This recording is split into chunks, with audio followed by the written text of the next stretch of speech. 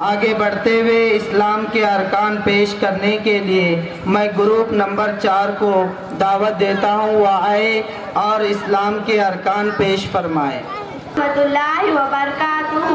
ہم مکتب نور القرآن مسجد اقصیٰ میں دین کی تعلیم حاصل کرتے ہیں۔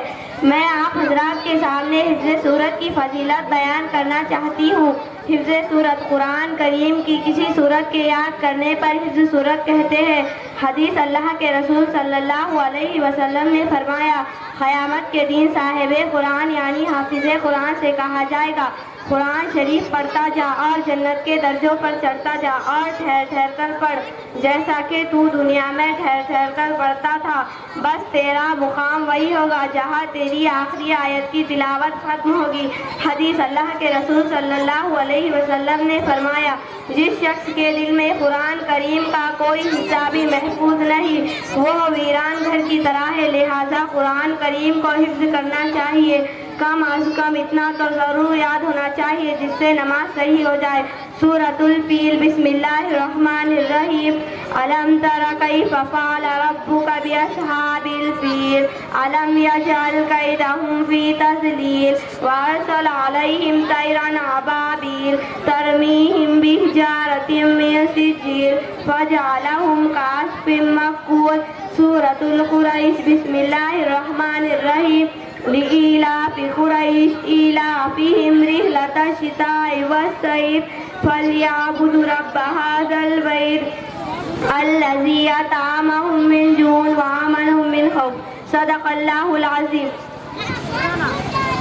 السلام علیکم ورحمۃ اللہ وبرکاتہ۔ میں آپ کو سنانا چاہتی ہوں عقائد کسے کہتے ہیں۔ عقائد آدمی جن دینی باتوں پر دل سے یقین رکھتا ہے ان کو عقائد کہتے ہیں۔ قرآن میں اللہ نے فرمایا، ان الذین آمنوا وعملوا الصالحات لہم جنات النعیم، ترجمہ بے شک جو لوگ ایمان لائے اور انہوں نے نیک اعمال کیے ان کے لیے نعمتوں کے باغات ہوں گے۔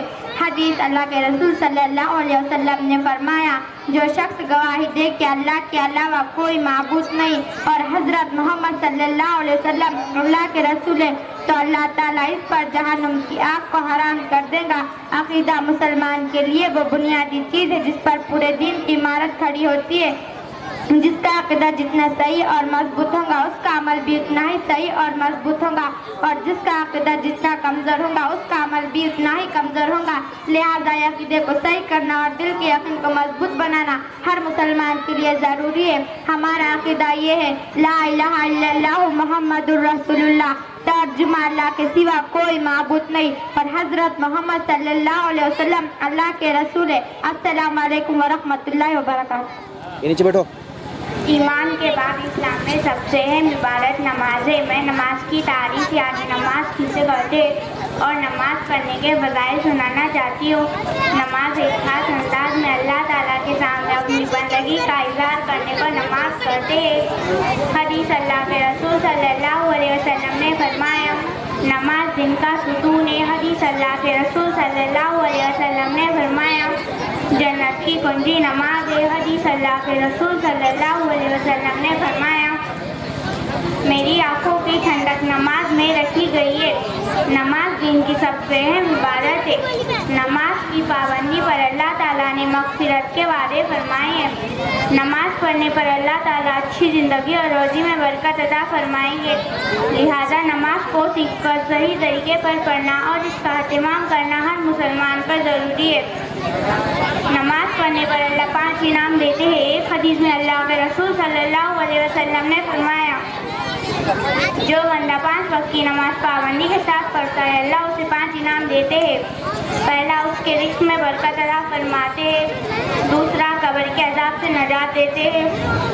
تیسرا، پوری رات کے راستے سے آسانی سے گزار دیتے ہیں۔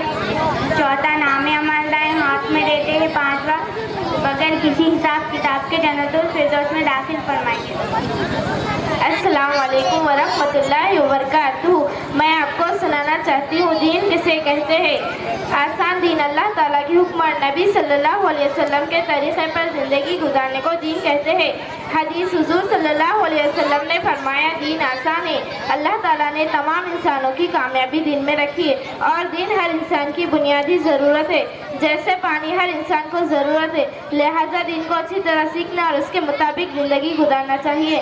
اللہ تعالیٰ نے دین کو اتنا آسان بنایا ہے کہ ہر ایک اس پر عمل کر سکتا ہے۔ دین کے 5 شعبے ہیں: ایمانیت، عبادت، معاملات، معاشرت اور اخلاق خیر۔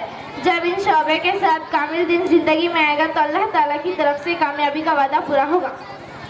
السلام علیکم ورحمۃ اللہ وبرکاتہ۔ میں آپ حضرات کے سامنے دعا کسے کہتے ہیں اور سنت کسے کہتے ہیں اس پر بیان کرنا چاہتی ہوں۔ دعا و سنت اللہ تعالیٰ سے مانگنے کو دعا اور ہمارے نبی صلی اللہ علیہ وسلم کے طریقے کو سنت کہتے ہیں۔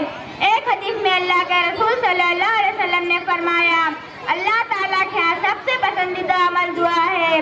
دوسرے حدیث میں اللہ کے رسول صلی اللہ علیہ وسلم نے فرمایا جس نے میری امت نے بگاڑ کے وقت میری سنت کو مضبوطی سے عمل کیا تو اس کے لیے شہید کا ثواب ہے۔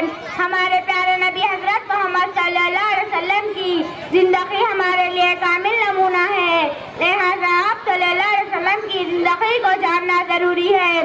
کسی موقع پر آپ صلی اللہ علیہ وسلم نے کیا عمل کیا، آپ صلی اللہ علیہ وسلم کی کیا سنت ہے اور کن کن موقعوں پر آپ صلی اللہ علیہ وسلم نے کون کون سی دعائیں پڑھی ہے، ان تمام کو سکھانا اور ان پر عمل کرنا بہت ضروری ہے۔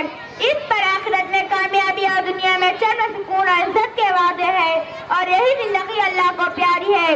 السلام علیکم ورحمۃ اللہ وبرکاتہ۔ السلام علیکم ورحمۃ اللہ وبرکاتہ۔ میرے تقریر کا عنوان ہے مشرک کون ہے، شرک کیا ہے۔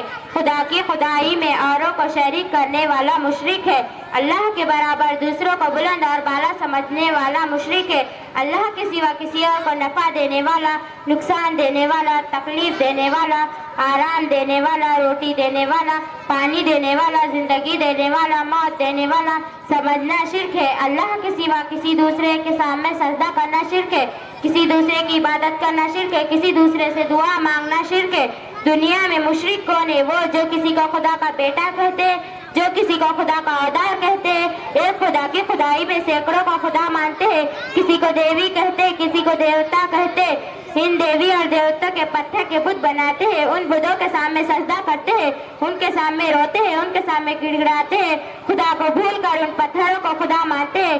کتنے ہیں جو سورج کی پوجا کرتے ہیں، دریا کی پوجا کرتے ہیں، درختوں کی پوجا کرتے ہیں اور یہاں تک کہ جانوروں کے سامنے جھکتے ہیں، جانوروں کو بھی اپنے سے بڑا بزرگ اور برتر سمجھتے ہیں، اللہ کے توحید سے انکار کرتے ہیں، حضور صلی اللہ علیہ وسلم کے رسالات سے انکار کرتے ہیں۔ یہ سب مشرک اور کفر کے کام کرتے ہیں۔ یا اللہ ہر طرح کے شرک سے ہم کو بچا، یا اللہ ہر طرح کے کفر سے ہم کو بچا۔ پھر کتنے ہیں جو اللہ کو ایک مانتے ہیں، حضور صلی اللہ علیہ وسلم کو بھی سچا جانتے ہیں، پھر بھی قبروں پر سجدہ کرتے ہیں، اللہ کو چھوڑ کر مردوں سے دعائیں مانگتے ہیں۔ مردوں کو نفع اور نقصان پہنچانے والے وہ بھول جاتے ہیں، نفع پہنچانے والا صرف اللہ، نقصان پہنچانے والا صرف اللہ۔ یہ اور بہت سے مشرک اور کفر کے کام کرتے ہیں۔ یا اللہ ہر طرح کے شرک سے ہم کو بچا، یا اللہ ہر طرح کے کفر سے ہم کو بچا۔ السلام علیکم ورحمۃ اللہ وبرکاتہ۔ تمامی طلباء و طالبات کے لیے 500 روپے کا انعام دیا ہے جو جلسے کے بعد آپ کو تقسیم کیا جائے گا۔